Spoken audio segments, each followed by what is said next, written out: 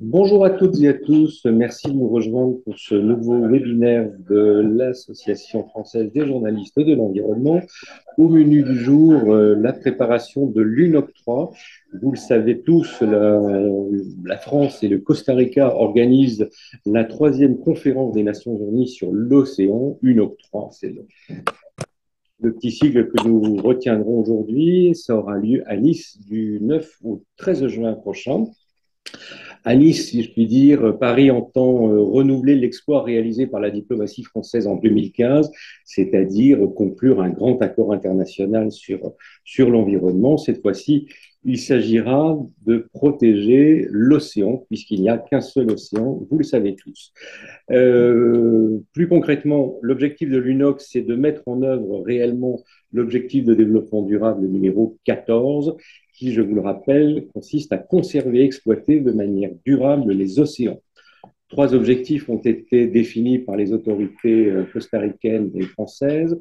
Œuvrer à l'aboutissement des processus multilatéraux liés à l'océan, c'est-à-dire en gros conclure des accords concrets. On pense évidemment à celui qui est en discussion depuis des années sur les émissions de gaz à effet de serre du fret maritime, qui pourrait être conclu dans les semaines qui viennent, pas sûr, mais on ne sait jamais. Il s'agit également de mobiliser les financements, vieilles et anciennes des diplomates de l'environnement. Il s'agit enfin de mieux diffuser les connaissances scientifiques. Ça devrait être plus facile, quoique avec la présidence Trump 2.0, ça n'est pas certain. Il y a évidemment dans cette conférence beaucoup de sujets qui ne seront pas évoqués. Je pense à un certain nombre de pollutions que l'on connaît tous, malheureusement, les pollutions sonores qui perturbent la vie sous-marine, aussi des pollutions qui datent. Je pense en particulier à l'immersion qui a été faite des munitions des premières et secondes guerres mondiales. Il y en a pour des millions de tonnes.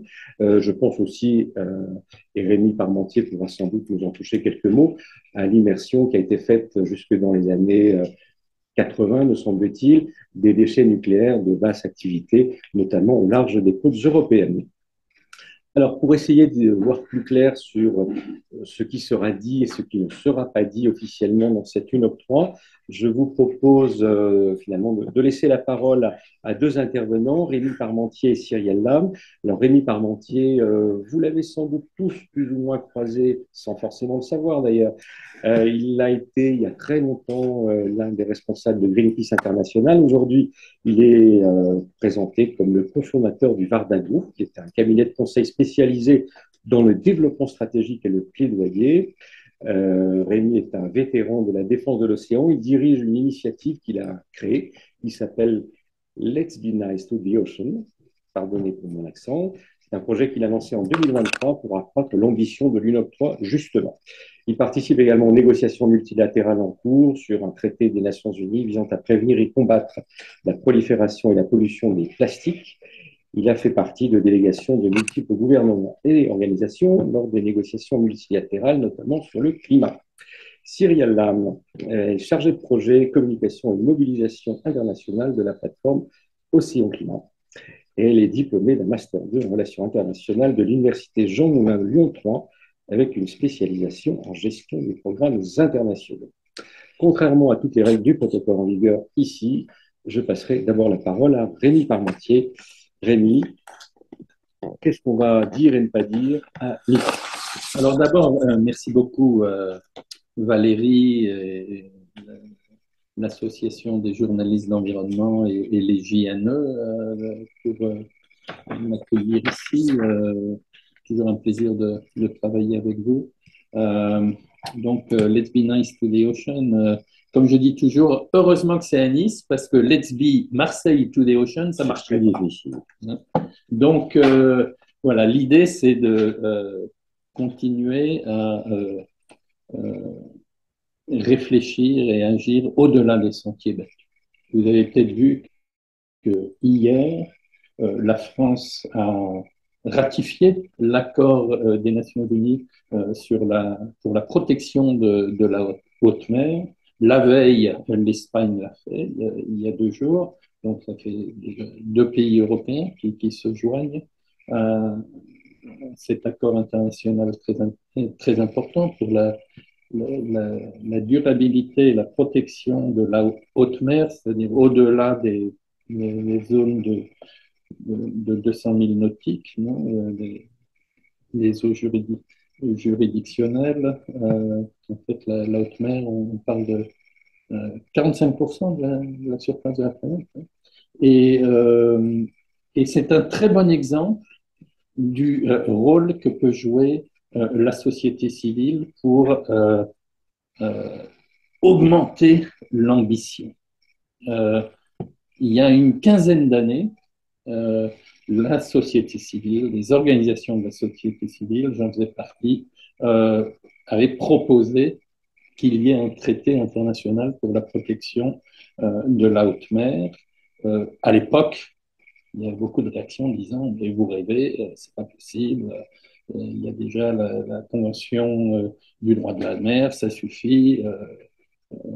Et finalement, ce traité, après des années de palabres, de négociations, ce traité a été adopté il y a 2 ans et maintenant, les ratifications sont en train de, si je peux m'exprimer ainsi, de tomber. On espère même, ça va être difficile, mais on espère qu'il puisse y avoir suffisamment de ratification pour que ce traité entre en vigueur à l'occasion de la conférence de Nice euh, au mois de juin. Et alors, c'est un exemple parce que euh, du pouvoir de la société civile, parce que, comme je l'ai dit, il y a 15 ans, ça semblait être une illusion de la société civile, une utopie, effectivement. Et maintenant, c'est un objectif qui rassemble l'ensemble de la communauté internationale. Alors, moi, je dis toujours, le rôle de la société civile, d'une part, c'est d'accompagner, d'encourager les progrès des gouvernements, mais c'est surtout aussi d'augmenter l'enveloppe, comme on dit, hein, d'augmenter l'ambition. Hein. Et donc, la société civile doit accompagner les gouvernements dans leurs propres efforts, mais surtout et c'est le plus important à mon avis, proposer de nouveaux paradigmes pour augmenter l'ambition. Et alors le nouveau paradigme, nous le définissons comme le principe de protection. Faire de la protection de l'océan la norme et pas seulement l'exception.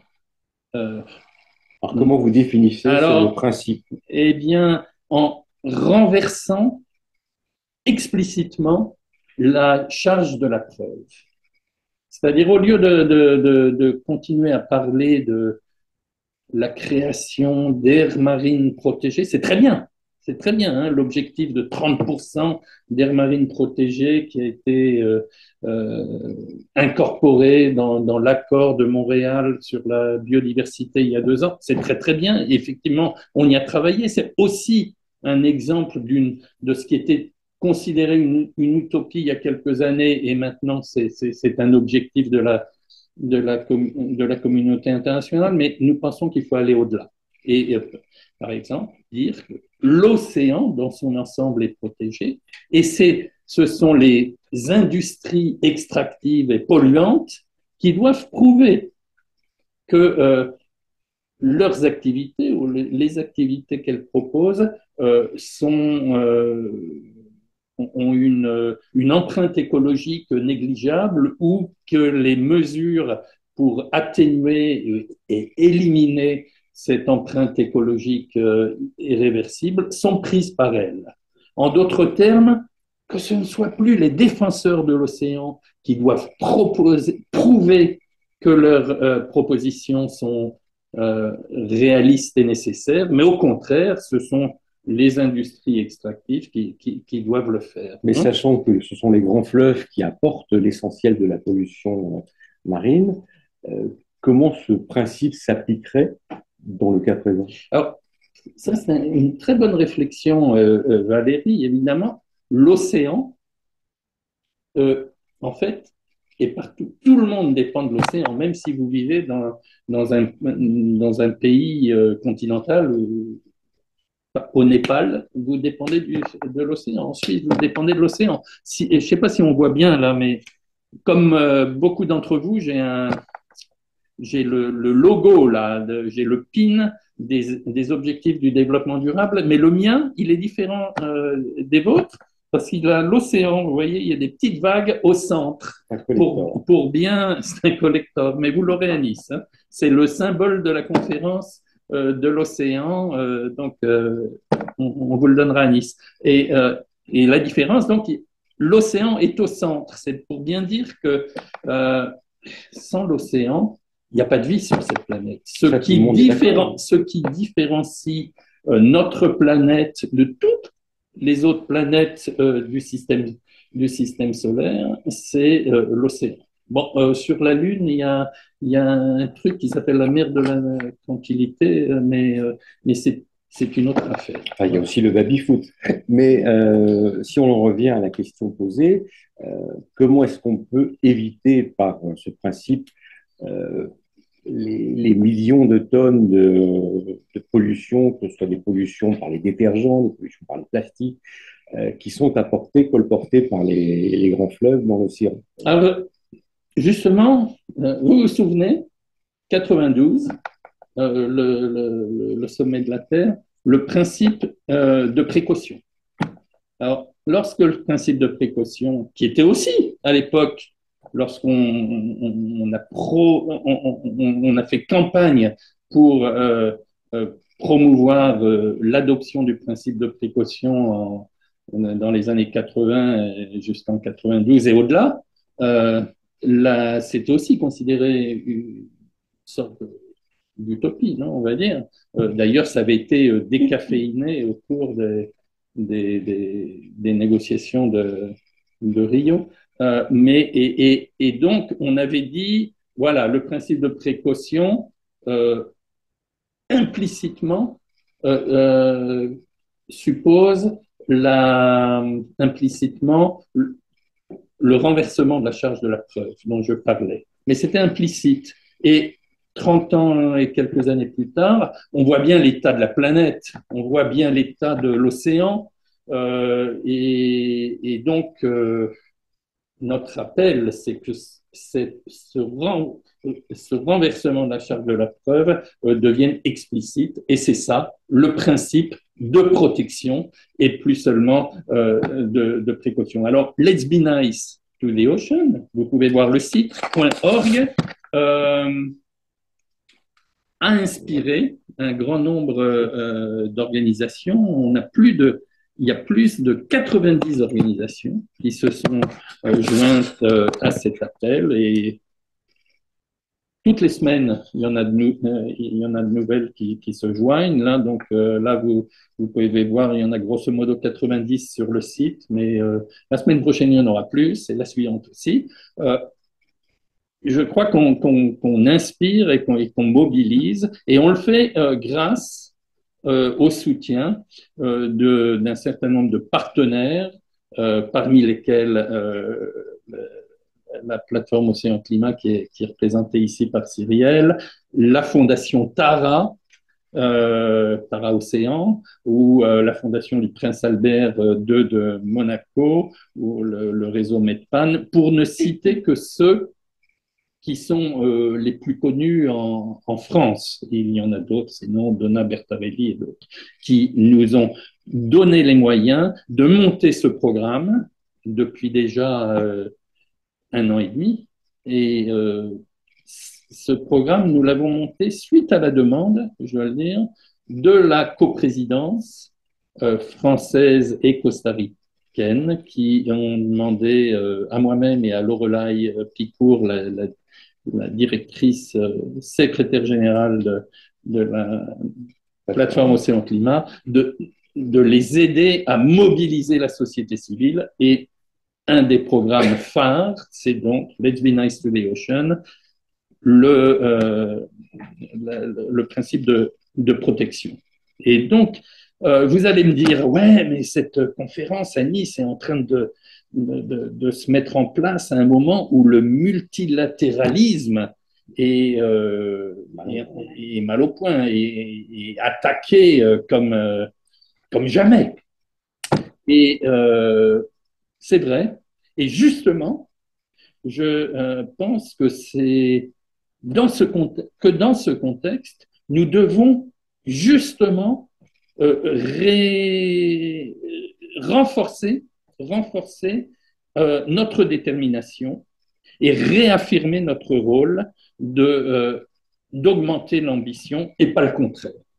Est-ce que parallèlement à cette augmentation de l'ambition que vous appelez de vos voeux, euh, la société civile serait mobilisée aussi pour réellement faire appliquer ce qui existe déjà? Vous parliez tout à l'heure de la protection forte de 30% de la surface des océans. Or, aujourd'hui, cette protection, elle est très mal assurée. Il n'y a pas de, si on prend l'exemple français, il n'y a aucun moyen de protection des zones protégées dans les mers australes, par exemple, qui sont loin de tout, pas plus que dans le Pacifique. Et ça, c'est un sujet qui peut être relié à beaucoup de nations maritimes. Est-ce que finalement, si je pousse le bouchon un peu loin, vos principaux alliés ne seraient-ils pas les marines de guerre? Alors, d'abord, je ne sais pas s'il est juste de dire aucun moyen. Hein. Il y a, et aucune volonté. Disons qu'il y a des volontés flottantes. Disons, hein, on peut le dire, on est sur la mer d'ailleurs. Mais on a trois tests. Lorsqu'on a écrit le premier document, Let's Be Nice to the Ocean, en 2023. 2023, c'est ça. On l'a lancé en 2023. On a dit, voilà, le principe, on a énoncé le principe de protection et on a dit, il y a trois tests pour Nice. La protection des grandes profondeurs marines qui sont menacées actuellement, notamment par les projets d'exploitation minière.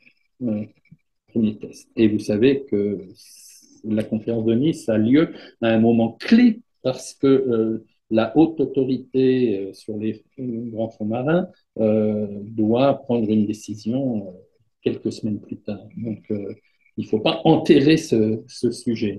D'ailleurs, ce sujet, la campagne pour la la protection des grands fonds marins contre les velléités d'exploitation des ressources minérales en profondeur. Cette campagne a été incubée lors de la précédente conférence de l'ONU sur l'océan qui a eu lieu à Lisbonne en 2022. Et d'ailleurs, donc ça a été lancé, notamment c'est à l'occasion de cette conférence à Lisbonne, c'est la première fois que Macron, le président Macron, a dit il faut arrêter ce truc-là.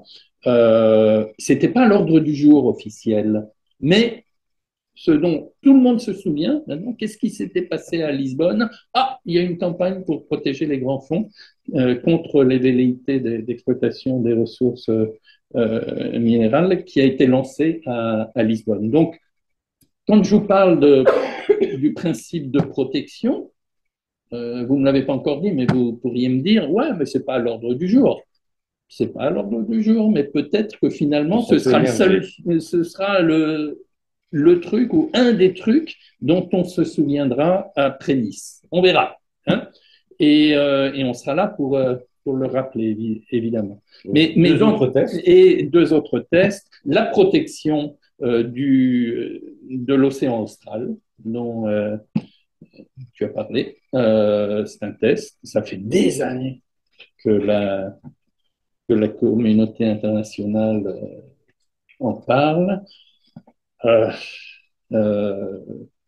L'océan austral, c'est là où tous les versants océaniques se rencontrent. Hein, si vous regardez une carte du monde hein, par-dessous, et c'est un environnement, une partie de la planète essentielle pour la conservation, la préservation du climat. Donc, il faut le prendre au sérieux. Ça fait très longtemps qu'on en parle. Ça suffit. Protégeons l'océan austral. Alors, est-ce que c'est une utopie dans le monde auquel tu as fait allusion, le monde Poutine, Trump et compagnie. Je pense qu'il faut continuer, il ne faut pas abandonner. Il faut pas abandonner. Et troisième chose, on sera en face de la Méditerranée. Donc on ne peut pas échapper à la Méditerranée. Et en plus, il ne faut pas échapper au débat sur la protection de la Méditerranée parce que c'est un laboratoire très important. Il y a les deux versants, il y a le versant sud, le versant nord. Et d'ailleurs, la Méditerranée, c'est la mer dans laquelle, pour la première fois, il y a juste 50 ans, les États se sont réunis en disant on va arrêter de travailler chacun de notre côté, on va coopérer pour protéger la Méditerranée. C'était la Convention de Barcelone, ça s'appelait, qui avait été adoptée en 1975, formellement en fait le 16 février 76 à Barcelone, la conférence diplomatique, mais la négociation avait eu lieu en 75 et donc il faut réfléchir sur les succès et les défis de la Méditerranée. Les défis sont connus. Hein. Le Plan Bleu vient de publier un rapport prospectif qui est sur terriblement 2050, inquiétant. sur 2050. Et sur la prospective, je crois que Cyrielle va en parler. Une des choses que nous faisons avec la plateforme Océan Climat, et ça, c'est la plateforme Océan Climat qui est au pilotage, c'est un exercice de prospective, on appelle ça en français visioning, hein, prospective hein, en français, sur l'océan tel que nous le voulons, mais plus que nous le voulons, dont nous avons besoin d'ici à 2000, au-delà de 2030, parce qu'on parle tous des objectifs du développement durable, l'agenda 2030, mais on est en 2025, donc il est temps de penser à la suite. Et donc, voilà. Laissez-moi juste une chose, dire une dernière chose avant que tu reprennes la parole et que tu la donnes à Cyrielle. On parle beaucoup de la fragmentation de la gouvernance de l'océan. C'est un problème, cette fragmentation. Il y a une cacophonie.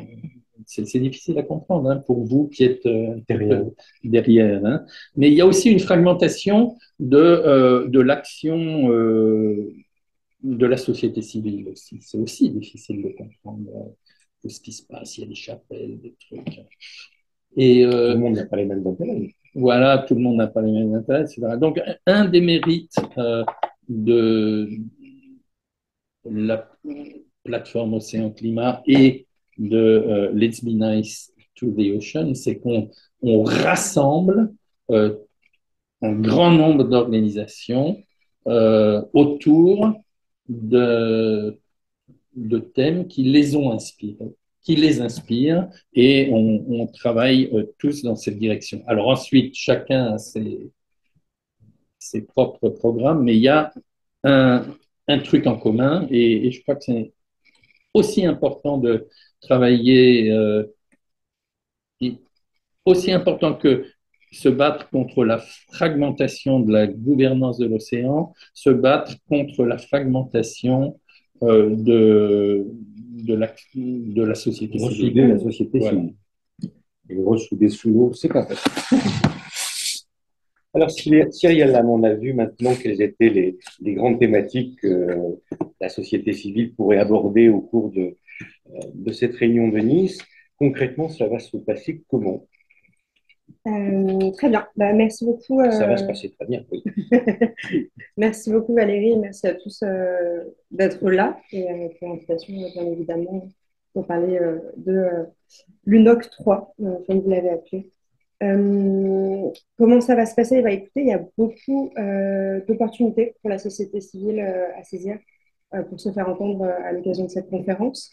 Je vais juste faire un petit rétropédalage pour reparler du mandat que la POC, Plateforme Océan et Climat, et le Varda Group qui leur a été confié. Inutile de rappeler ce qu'est la plateforme Océan. Oui, tout à fait. Je vais commencer par là. Du coup, la Plateforme Océan et Climat est une association loi 1901 basée à Paris qui a été créée en 2014 à l'aube de la COP 21 dans le but de faire, je veux dire, monter la voie de l'océan pour s'assurer que son rôle dans le système planétaire et dans le climat, dans le système climatique, soit reconnu et pris en compte, en fait, pour justement préparer notre lutte contre le changement climatique. C'est un réseau qui regroupe aujourd'hui 115 membres de tout horizon. Donc, on a parmi les membres d'autres associations, on a des aquariums, des instituts scientifiques, mais aussi des représentants du pouvoir public, des villes, des régions. La région Sud, par exemple, a rejoint le réseau. Et ces membres sont aussi bien français qu'internationaux. C'est le lobby de l'océan. On pourrait dire ça, mais en tout cas, La voix. La voix. Lobby, je suis toujours un peu frileuse avec ce mot, mais voilà, on essaie vraiment d'unir toutes ces organisations qui ont des expertises vraiment différentes autour d'un message commun qui est de protéger l'océan pour protéger le climat. On a trois activités principales. La première, c'est la diffusion des connaissances scientifiques. On travaille notamment beaucoup sur les rapports groupement du GIEC, le groupement international sur intergouvernemental. Oui. Donc les rapports du GIEC pour en fait rendre toutes les connaissances qui sont dans ces rapports-là plus accessibles, plus compréhensibles, notamment pour les décideurs politiques. Donc c'est vraiment notre cible principale. Ensuite, la seconde activité qu'on mène, c'est du plaidoyer. Comment formuler des recommandations politiques sur la base de ces connaissances scientifiques pour que les politiques qui soient mises en place aient vraiment un impact qui soit aligné avec ce que la science nous dit. Et le dernier axe de notre association, c'est la mobilisation du réseau et comment on s'assure que toutes ces données scientifiques, toutes ces recommandations politiques puissent arriver entre les bonnes mains et qu'on puisse parler d'une voix auprès des instances politiques. Alors, qu'est-ce que ces voix, Let's Be Nice to the Ocean et l'époque, quel message vont-elles délivrer?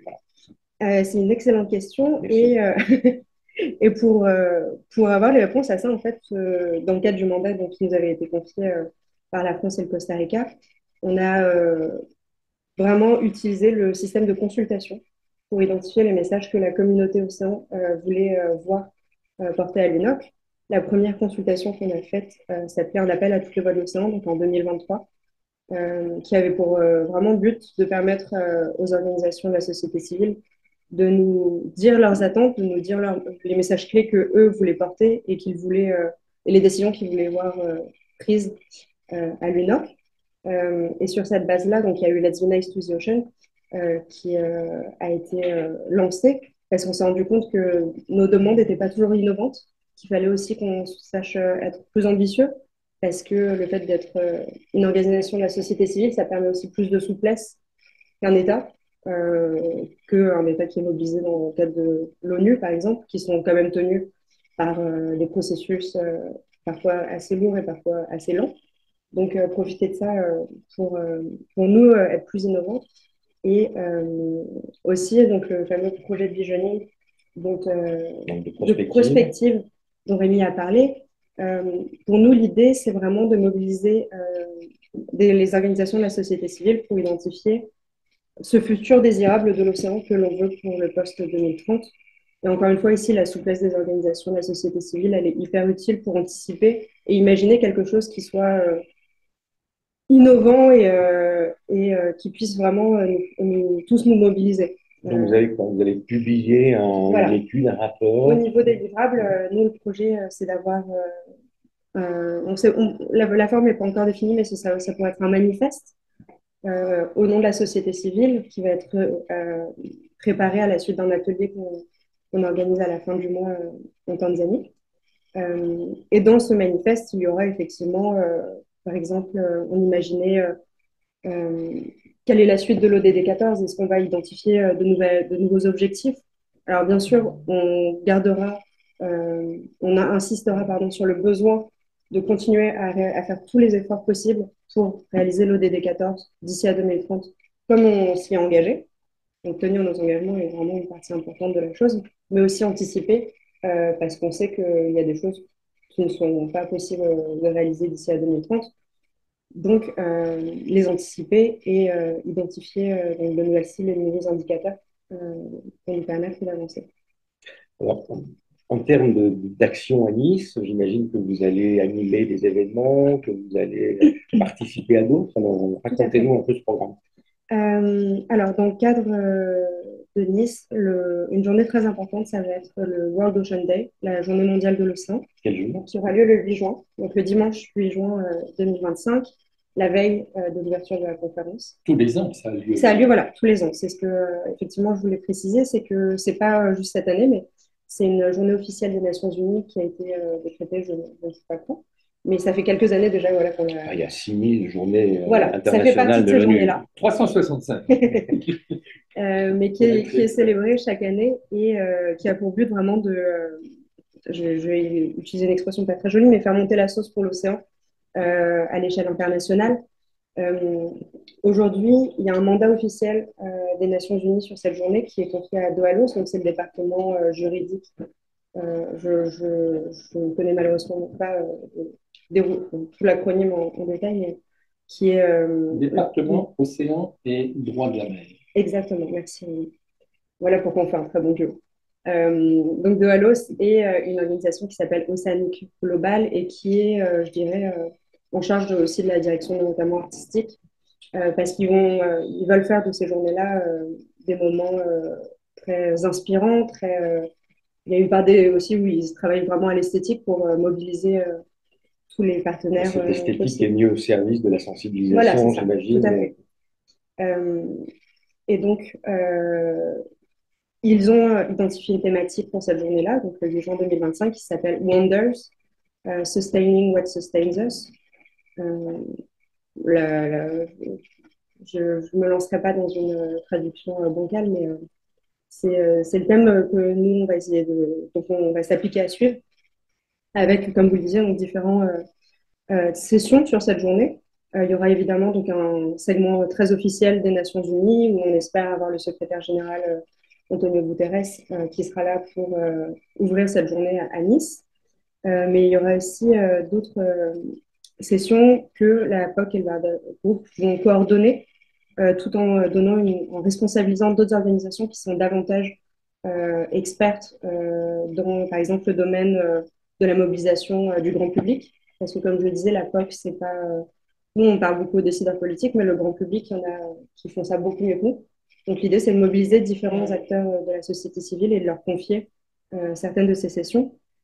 Parmi elles, je peux évoquer notamment une session dédiée à People of the Sea, donc les communautés, parce que la France comme le Costa Rica ont vraiment exprimé cette volonté de mettre les communautés au cœur de l'UNOC, parce que bah, tous les aspects de l'océan sont liés aux communautés et les communautés ont un fort lien avec Les communautés, c'est ce qu'en climat, on appelle les peuples autochtones. il y aura les peuples autochtones, mais par exemple, toutes les communautés côtières, sur Les les pêcheurs, pêcheurs, les plaisanciers. les plaisanciers. L'idée, c'est vraiment de mobiliser toute la communauté, les bateaux également. Donc, cette première session People of the Sea, il y en a une seconde dédiée à Women of the Sea. Donc, quel rôle les femmes jouent alors, dans la communauté océan, quel rôle les femmes jouent pour faire avancer les, euh, comment dire, le sujet océan et parce qu'on sait il y a des navigatrices, il y a des grandes scientifiques femmes et l'idée c'était de leur permettre d'avoir une place, de leur assurer une Je vous place. conseille de tout miser sur Violette d'Orange qui va faire un carton. Je vois tout à fait qui est Violette et effectivement ça peut être. Je vais même le noter. Faut pas que je l'oublie. C'est bien qu'elle change de sponsor. Alors sinon, est-ce qu'il y aura d'autres événements auxquels vous allez participer? Il y a des grands temps forts comme le One Science Summit ou un truc qui s'appelle Let's Be Nice to the Ocean. Alors justement, une des dernières sessions que je voulais évoquer, c'était une que l'on va dédier donc aux deux campagnes Let's Be Nice to the Ocean et le projet de visioning que l'on mène. Et cette session, ce sera Envisioning the Future of the Ocean. Donc, à ce moment-là, on pourra présenter donc, les avancées qui auront été réalisées d'ici à juin avec le mouvement Let's Be Nice to the Ocean. et je dirais les résultats de notre atelier qu'on tiendra à la fin du mois. Mais comme vous l'avez dit, en fait, Nice, c'est pas que la conférence du 9 au 13 juin. Il y a des événements spéciaux qui vont mobiliser la société civile. Vous avez notamment donc le One Ocean Science Congress, qui aura lieu du 3 au 6 juin à Nice, qui est organisé par l'IFREMER et le CNRS. Ce congrès a pour objectif de mobiliser la communauté scientifique pour s'assurer que les connaissances scientifiques soient partagées et puis qu'elles puissent être utilisées, donc, comme je disais, les, euh, pour le développement de politiques qui soient plus favorables. Pour asseoir les décisions du politique. Voilà, pour asseoir les décisions du politique, comme vous dites très bien. Ensuite, il y a le Blue Economy and Finance Forum. Donc, comme vous le disiez, France et Costa Rica ont vraiment identifié la mobilisation des financements comme une priorité. Ce forum qui aura lieu à Monaco a vraiment pour objectif de soutenir cette volonté. Est-ce qu'on sait sur quelle thématique précise on souhaite drainer des fonds, en quelque sorte? Tout à fait. Alors, je vais utiliser une anti-sèche de ce matin parce que je ne connaissais pas les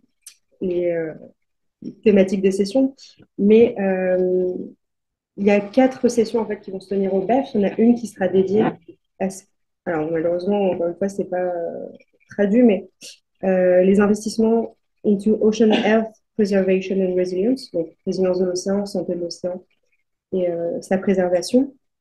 Une seconde qui sera dédiée à ce qu'on appelle l'économie bleue durable et régénérative, dans le sens où on veut vraiment que cette économie, bien sûr, puisse délivrer tous les bénéfices qu'elle puisse pour les communautés, mais aussi s'assurer que ce ne soit pas à l'encontre du coup de la bonne santé des écosystèmes.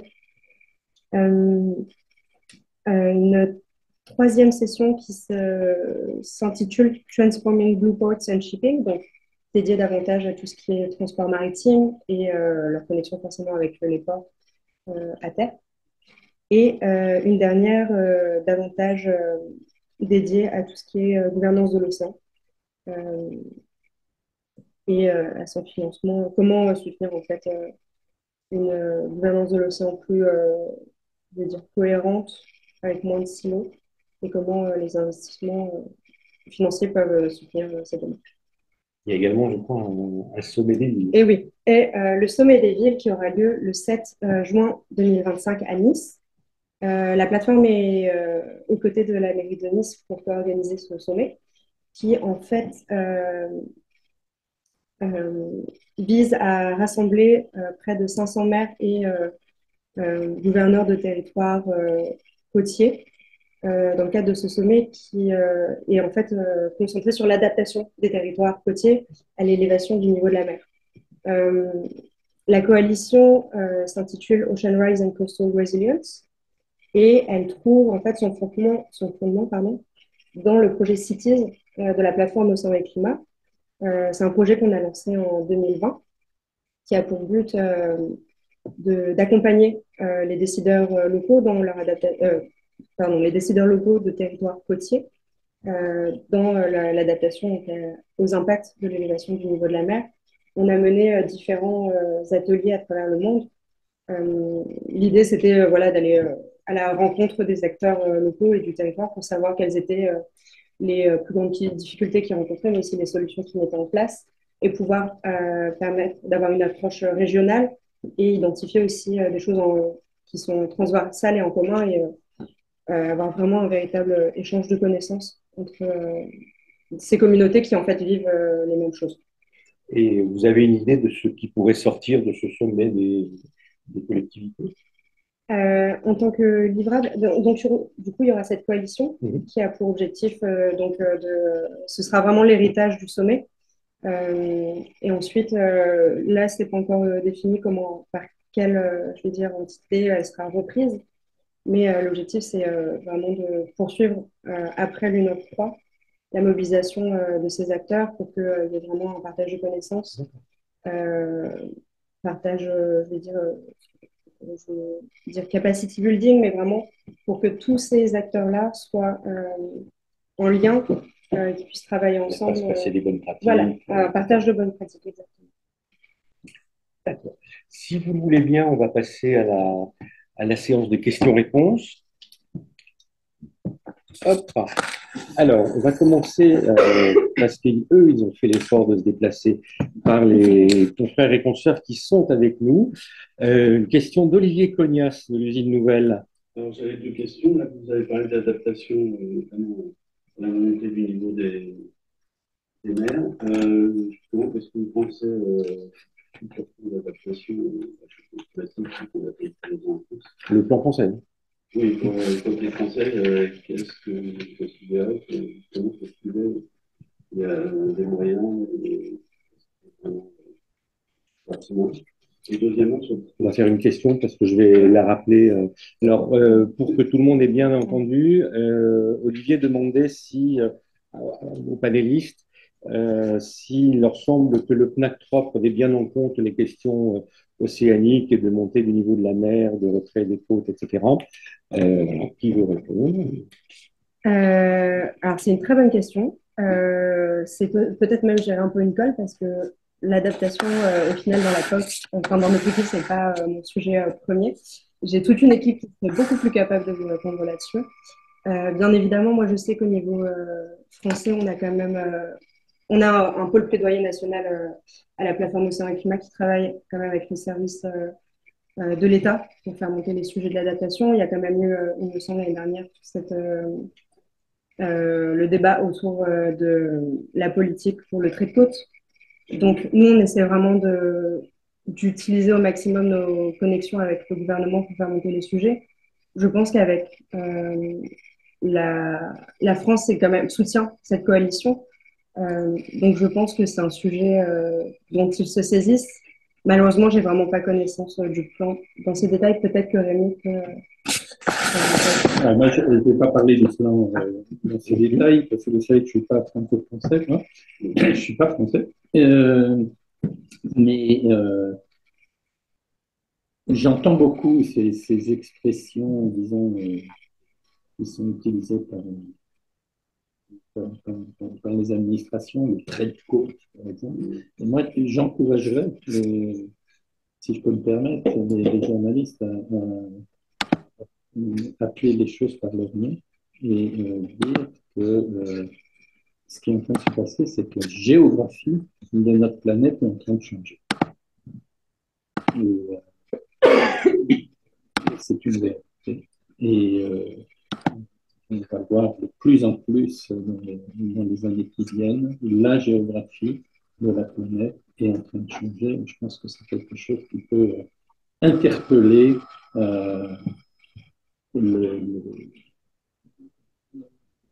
les audiences importantes et donc susciter une accélération de l'action, de l'adaptation, évidemment, mais il ne doit pas y avoir d'adaptation sans comment dire en français, mitigation, atténuation, pardon, excusez-moi, atténuation des causes du changement climatique. Les deux doivent aller ensemble. C'est pas on a loupé l'atténuation, donc maintenant on passe à l'adaptation. C'est un tandem.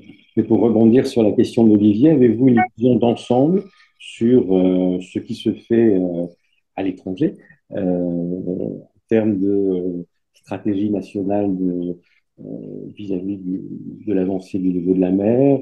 Est-ce que vous avez l'impression que les Français sont plutôt en pointe, si on peut dire, sont plutôt dans la norme, ou sont plutôt à la masse? Ou est-ce qu'on ne peut pas répondre à la question? Je pense qu'il faut éviter le disque rayé. Il y a un phénomène de disque rayé, c'est un problème d'ailleurs que dans l'ensemble, toutes ces grandes messes multilatérales, Olivier Poivre d'Arvor, qui est l'envoyé spécial du président de la République pour l'océan, vous savez, il utilise une expression qui, dans la préface de notre première publication, L'Experience to the Ocean, il utilise l'expression stop de bleu, par analogie au blablabla, non et je pense que tout le monde est un peu fatigué de ce phénomène du disque rayé. Et c'est pour ça que Let's Be Nice to the Ocean est une initiative qui vise à promouvoir de nouveaux paradigmes, un nouveau paradigme, et pas toujours répéter la même chose. Et je pense que quand on parle d'adaptation et d'atténuation du changement climatique sur les côtes, la même chose, c'est la même chose. Donc, il va falloir être très vigilant à ce que l'Assemblée, ça va s'appeler le forum, Le sommet. le sommet des villes et des territoires, et la même chose pour l'événement spécial, le jour de la journée de l'océan, le 8, avec d'une part les femmes et d'autre part les communautés océaniques, qu'on avance et qu'on ne fasse pas du surplace. Olivier, deuxième question. Oui, c'était sur le transport maritime. On voit que le transport maritime a beaucoup de mal à décarboner. On a le flot de navires avec ses porte-conteneurs de plus en plus gros. En dehors de la pollution liée à la motorisation, il y a aussi cette pollution qui remue beaucoup les océans, ce qui est très mauvais. Bien. Vraiment, et il y a aussi un sujet important, c'est la chute de tous ces conteneurs qui tournent dans les océans. Est-ce que ça va être abordé ça, parce que, et, là, ça touche vraiment les fonds marins, puisque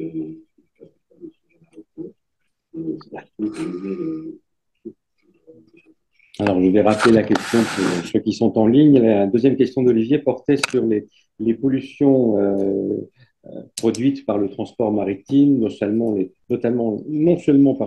les pollutions gazeuses, les émissions des chaudières, mais également les pollutions proprement marines, aussi bien hydrocarbures que chutes de conteneurs, sans oublier les pollutions par les eaux de ballast. Alors, est-ce qu'on va traiter de ces questions-là? Ah bah ça va être traité par la force des choses pendant ce forum sur ce qu'on appelle l'économie bleue régénérative à Monaco, quelques jours avant la conférence des Nations Unies elle-même. Donc c'est une entrée en matière, je dirais. Il va falloir effectivement que ce soit très concret. Il y a je dois dire qu'il y a beaucoup en France et ailleurs, mais en France, j'en connais un certain nombre, d'entrepreneurs qui font des choses très intéressantes. Par exemple, la résurrection du moteur éolien. Il y a un architecte naval très, très connu et très visionnaire, Marc Van Petegem, français, qui a joué un rôle fondamental dans la résurrection, on va l'appeler comme ça, du moteur éolien, et il continue à être actif. C'est un exemple. Il y en a d'autres. Il y en a d'autres. On voit par Donc, exemple, il faut être inspiré par ce genre d'initiative. Est-ce que c'est suffisant pour arriver à la neutralité carbone en 2050? On en parlera à Nice. Mais un autre exemple, c'est l'hydrogène vert aussi. L'hydrogène vert, j'ai bien dit. Ben, il n'est pas très avancé en France, peut-être, mais D'ailleurs, oui. Il y a beaucoup de choses qui sont en train de se passer, avec en particulier certaines grandes entreprises, pas forcément françaises d'ailleurs. Et dernière chose, On a misé sur le nucléaire. du transport maritime, c'est une question de commerce international aussi. Alors, je ne veux pas entrer là-dedans, mais je pense qu'il faut réfléchir sur où on produit, comment on transporte, comment situer les centres de production en fonction des grands dominants. Et il y a des tas de choses, mais bon, ça nous prendrait beaucoup de temps d'en parler. il y a des décisions qui sont en train d'être prises au sein de l'Organisation maritime internationale, aussi bien notamment sur la régulation des émissions. Il y a des mesures qui seraient très simples à mettre en place, la limitation de la vitesse des bateaux, par exemple. qui ne porterait pas de préjudice au commerce international, qui réduirait sensiblement les émissions. Est-ce que des choses comme ça peut sortir à Nice ou vous n'êtes pas très optimiste? Alors moi, je peux parler euh, de propositions de certaines organisations qui sont associées à Let's Be Nice to the Ocean, et c'est très dans leur plaidoyer, c'est quelque chose de très important. Notamment une organisation qui s'appelle Ocean Care, qui travaille beaucoup sur cette question. Effectivement, limiter la vitesse, ça ne coûte rien, sauf que vous attendrez quelques jours avant que votre iPhone arrive chez vous. C'est terrible. C'est terrible. Et en revanche, ça peut non seulement aider à atténuer les émissions nocives, mais aussi résoudre, ou en tout cas en partie, certains problèmes, comme par exemple les collisions des navires avec les cétacés, et également limiter la pollution sonore sous-marine, qui est un grand problème à plusieurs égards. Alors, on va retourner aux questions. Je peux compléter juste On peut compléter. La question du transport maritime ne sera pas traitée que dans le cadre du PEF. On a quand même un Ocean Action Panel dédié à l'économie bleu qui aura lieu le 11 juin dans l'après-midi, qui traitera aussi de ce sujet. Et effectivement, il y aura toutes les organisations, je pensais notamment à IFO, qui vont aussi porter ces sujets-là en dehors de la zone bleue où aura lieu le Ocean Action Panel. Il y aura quand même plein de side events organisés par des organisations de la société civile et qui ont pour but de faire monter ces sujets-là. Alors, AIFO, c'est une organisation qui s'appelle International Fund for Animal Welfare. Je pense que beaucoup d'entre vous les connaissent, ils sont actifs depuis des années. Et puis, quand Cyrielle parle donc de side event, en français, ce sont des événements parallèles. Et comme j'ai dit tout à l'heure, parfois, des trucs qui sont labellisés événements parallèles, ça peut être le seul truc dont on se souvienne finalement. Et l'exemple du lancement, de l'incubation de la campagne contre l'exploitation des ressources minières à la conférence précédente à Lisbonne, c'est un très bon exemple. Ça s'est fait pendant un truc qui s'appelait événement parallèle, mais c'est le seul truc dont on se souvient de Lisbonne. Et à cet égard, je voudrais dire aussi, parce que je ne l'ai pas dit avant, il y a quelques semaines, la division des Nations Unies, la division de économie et des affaires économiques et sociales de l'ONU a distribué ce qui s'appelle le projet zéro. En anglais, on dit Zero Draft, de la déclaration de Nice. Déclaration, ça s'appellera ou ça s'appellerait de Nice Ocean Action Declaration, non la déclaration pour l'action pour l'océan. Alors, c'est le projet zéro, et le chiffre zéro est tout à fait opportun, franchement. Ah, c'est un niveau de qualité. Au niveau de qualité. Et donc, on a fait collectivement un certain nombre de commentaires sur ce projet zéro. Et je peux vous dire que hier, lors d'un atelier qu'on a organisé pour tous les membres les associés, les organisations associées à Let's Be Nice to the Ocean, un représentant du ministère des Affaires étrangères français qui a clôturé cet atelier nous a fait part on peut dire peut-être de sa frustration, non dû au fait que ce projet zéro qui est en évolution, on aurait pu espérer, on espère que ça s'améliorer, non? C'est toujours comme ça en général, hein. On fait un truc, les bureaucrates à New York font un truc assez insipide et puis ensuite les États en rajoutent. Mais il semble que c'est l'inverse qui est en train de se produire à cause de l'influence dominante de l'esprit Trump ces jours-ci. Donc il va falloir être très vigilant pour essayer d'avoir une déclaration qui ne soit pas nulle. Et si elle est vraiment nulle, il faut que nous prenions les commandes à travers ce qu'on appelle effectivement des événements parallèles et des choses comme ça. Alors, retour aux questions. Karine Maillot. Alors,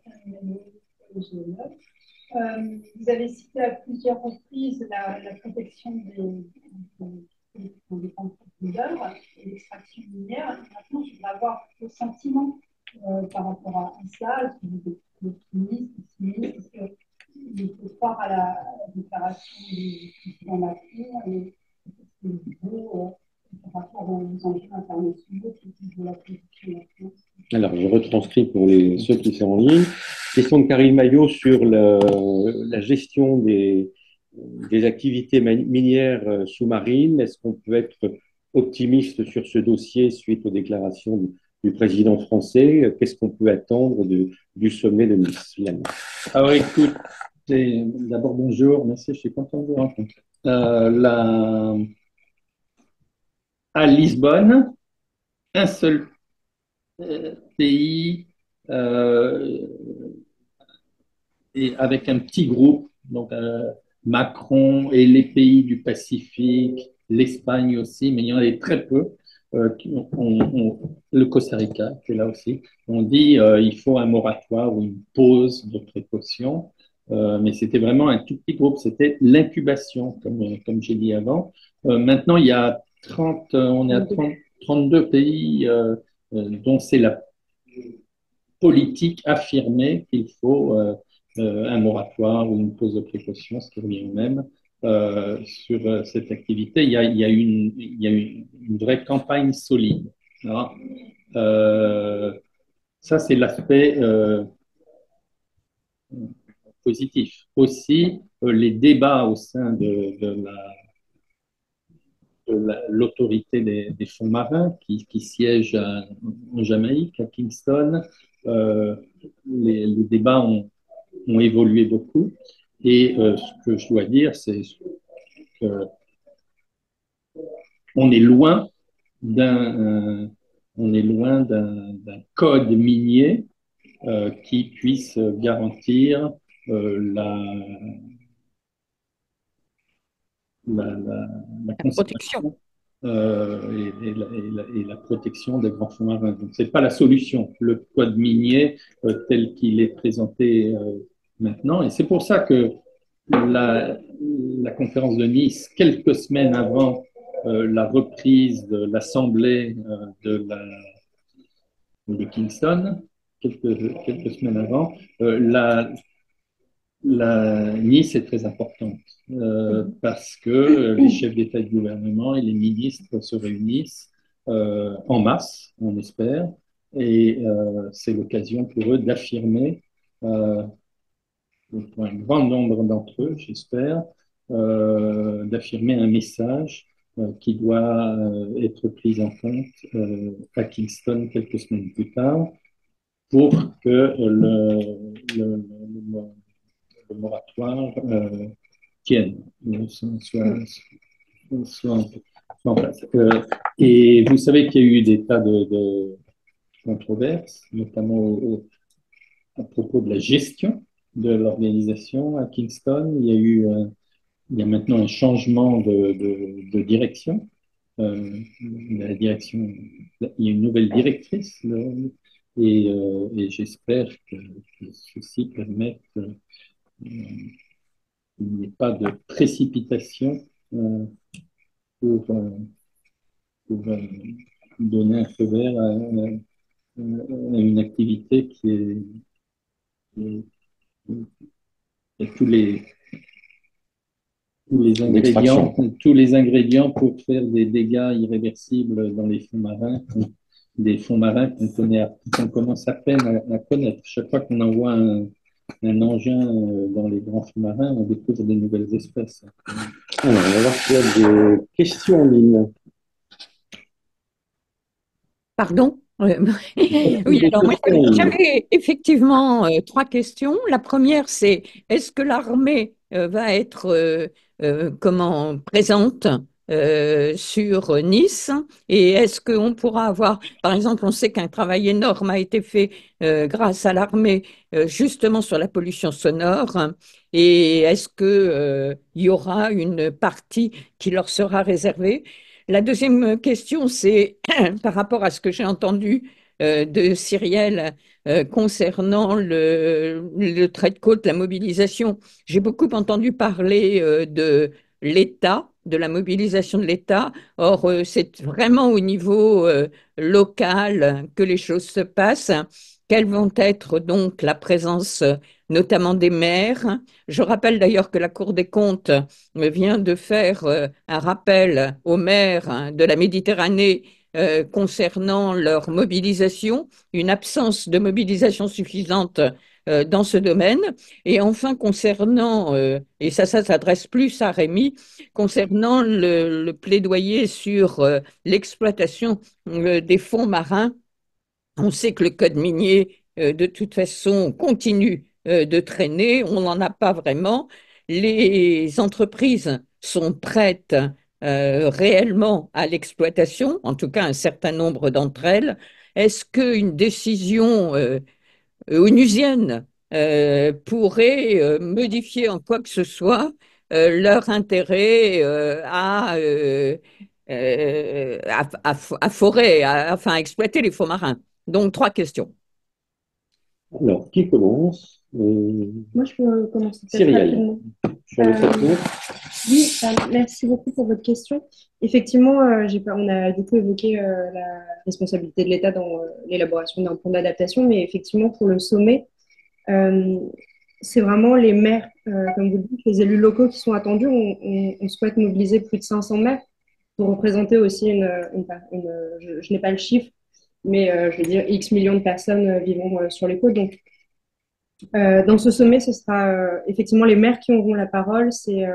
On attend les maires au tournant pour qu'ils puissent venir partager leur expérience et qu'ils puissent travailler tous ensemble au partage de connaissances et de capacités, de bonnes pratiques, comme on l'évoquait tout à l'heure. Mais Est-ce donc, que ils vous avez une vont date? partager des connaissances, mais ils ne vont pas lancer un appel. Alors, l'idée, c'est que la coalition ensuite puisse se structurer sur les mois suivant l'UNOC pour pouvoir, j'imagine, avoir peut-être des groupes de travail ou vraiment voilà, avoir des actions Déjà concrètes qui vont travaillé quand même. s'organiser au sein de la coalition. Alors, sur la partie, la royale sera-t-elle à Nice? D'abord, bonjour Dominique. Bonjour Rémi. D'abord, ta première question, je ne sais pas trop comment y répondre. Là. Est-ce que l'armée sera là? L'armée sera là forcément, parce que quand tu as une conférence internationale de nos jours, il y a des impératifs de sécurité qui font que, par la force des choses. Non, mais en zone verte, est-ce qu'ils auront un débat, par exemple? Alors, moi, je te suggère que tu téléphones au ministère de la Défense. Et tu leur poses la question.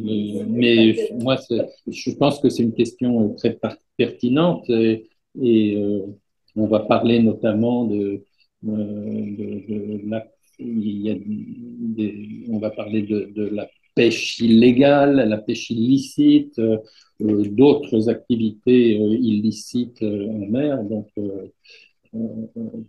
le ministère de la Défense a certainement son mot à dire et je trouve que c'est Par exemple, si on voit bien. la préservation de l'océan en Polynésie française, la Polynésie française, ça couvre un territoire comparable à celui de l'Union européenne. De mémoire, il y a 2 patrouilleurs français.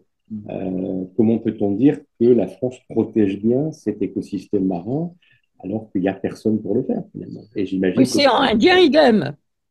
l'océan Indien, Et bon, c'est vraiment des très bonnes questions et je il faut les poser. Je voudrais signaler que il y a plusieurs organisations associées à l'Esprit to the Ocean qui travaillent de façon très active sur ces questions, notamment Global Fishing Watch, qui fait un travail de surveillance satellitaire très, très en pointe et qui aussi a inspiré, je pense qu'on peut utiliser ce mot, inspiré l'action de tout un tas d'États, et il y a une collaboration, des partenariats entre Global Fishing Watch et deux États. Une autre organisation qui est associée à l'Equinix to the Ocean, c'est une agence des Nations Unies qui travaille sur ces questions. C'est le bureau de la drogue et le crime des Nations Unies, UNODC, son acronyme en anglais. Vous pouvez trouver le lien sur leur site, sur le site de letsbenice.org, et ils sont en conversation avec nous eux aussi pour mener une activité probablement dans la zone verte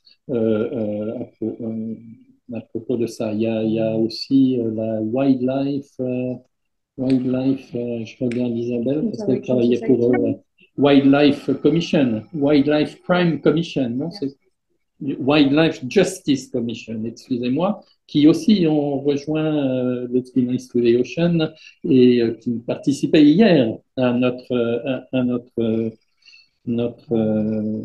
atelier. Donc, il y a une convergence, et évidemment, cette convergence inclut les pouvoirs publics. Tu as mentionné la Méditerranée aussi. Je n'ai pas eu l'occasion de dire que le 10 juin sera désigné comme la journée de la Méditerranée de la conférence de Nice. Alors, il ne va pas y avoir la journée de l'Atlantique, la journée du Pacifique, il y aura juste la journée de la Méditerranée parce qu'on est en Méditerranée, et aussi parce que, comme je l'ai dit, ça va être le 50e anniversaire de la Convention de Barcelone, le premier programme de mer régionale du programme des Nations Unies pour l'environnement, 75. Donc, c'est l'occasion de réfléchir sur l'avenir, non seulement du programme Méditerranée, ses succès et ses difficultés, comment les résoudre et comment répliquer les succès, mais aussi appliquer ça au reste des programmes régionaux, des mers régionales. Et je dois dire que à la demande de l'ambassadeur chargé de la Méditerranée, l'ambassadeur français chargé de la Méditerranée, qui est donc chargé de piloter cette journée. On m'a demandé à moi concrètement d'ailleurs, de faciliter, co-faciliter le segment société civile de cette journée de la Méditerranée. Donc, on aura l'occasion de parler de ces questions. Et sur le code minier, qu'est-ce que je peux dire le code minier, ça peut être soit un feu vert, soit un feu orange, soit un feu rouge à l'exploitation des ressources minières. Moi, je suis partisan du feu rouge. Alors, retour à la gestion des questions. Deux petites précisions. Donc, le sommet de Nice, c'est un sommet onusien, ce qui veut dire qu'il y a une partie, la zone bleue, qui sera réservée à celles et ceux qui sont accrédités par l'ONU. C'est une zone onusienne défendue par la police de l'ONU. Donc, accréditez-vous si vous voulez y rentrer. La deuxième chose, c'est que nous recevrons Guillaume Saint-Denis au début du mois de mars, donc le président du Plan Bleu, pour évoquer justement la prospective environnementale du bassin méditerranéen jusqu'en 2050. Y a-t-il d'autres questions? Une question. Est-ce que je peux juste compléter? Ah, ça dépend sur quoi? Juste sur la zone bleue. La zone bleue. Pardon. Sur la zone bleue, pardon, je vous avais dit accrédité, mais je précise qu'il faut aussi s'enregistrer. Le processus va s'ouvrir et peut-être déjà même ouvert pour les médias, mais si vous êtes juste accrédité, ça ne vous garantit pas un badge. Il faut vraiment faire la demande ce qu'ils appellent registration, donc s'enregistrer auprès des Nations Unies. Voilà. Les gens du climat ont l'habitude. Dans la salle, y a-t-il d'autres questions, remarques ou suggestions? En ligne. Tac, tac, tac, tac. Je ne vois rien. Tac, tac, tac, tac, tac. Alors, considérons-nous que nous avons fait en 1h21 le tour de la question. Non, Non, Dominique. oui, simplement rappeler que aux journalistes présents qu'on organise, que la GE organise le 29 avril une réunion de travail qui a été faite, qui a été mise en œuvre à la demande des journalistes qui ne seront pas à Nice, mais qui aimeraient faire des pré-papiers. Et donc, on travaillera avec plusieurs, avec le CNES, enfin le CNES a été sollicité, le CNRS, l'IFREMER. On aimerait bien sûr, que Rémi ou Cyrielle soient présents. Ça, c'est autre chose. Mais on se donne 2 heures de travail sur la préparation de Nice et de ses enjeux. Alors, plus sur la dimension scientifique, c'est-à-dire beaucoup plus sur la réunion qui va avoir lieu du 6 au 8 juin, c'est-à-dire sur la réunion sciences, qui fera un peu le bilan des connaissances, parce que c'est important de l'avoir avant la réunion onisienne. On fera évidemment passer le message auprès des adhérents. Et puis, si tu souhaites, tu t'as dit, ce serait bien qu'on y soit, tu nous tiens au courant, tu sais comment Bien sûr. me joindre, moi au moins, et puis Cyrielle probablement aussi. Et voilà, tu nous diras si c'est virtuel ou présentiel, auquel cas on verra ce qu'on peut faire. Mais évidemment, on est là pour collaborer avec vous et communiquer avec vous. Pour compléter de même, nous, le CNRS et l'IFREMER font partie du réseau des membres de la plateforme Océan et Climat. Et on a aussi un coordinateur scientifique qui pourrait se joindre à cette réunion, qui sera peut-être plus à même de répondre à vos questions que moi. Le message est passé. Alors, non, non, rien. Non. Alors, je pense que nous allons clôturer la réunion une fois. Moi, je peux te remercier. 2 fois. Merci, à bientôt. Remercier Merci Valérie à l'association et au JNE aussi de nous avoir accueillis. Et on reste en contact. Avec plaisir. Merci à toutes et à tous et bon appétit.